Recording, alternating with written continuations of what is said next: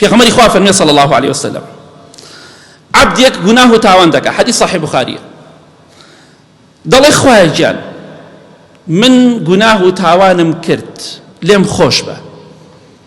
خوای گەورە دەفەرمێ عەبدەکەی من فڵان عەبدی من ئیعتیرافی کرد کە گوناه و تاوانی کردووە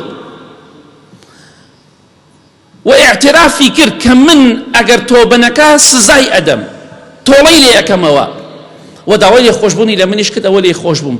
پێغەمبەری خوا فەرمێ ساسەم جاری دووەم و سێم و چوارەم هەر تاوانەکە و هەر داوای لێخۆشبوون لەخواکە، خوای گەورە هەر لێی خۆشە بێ.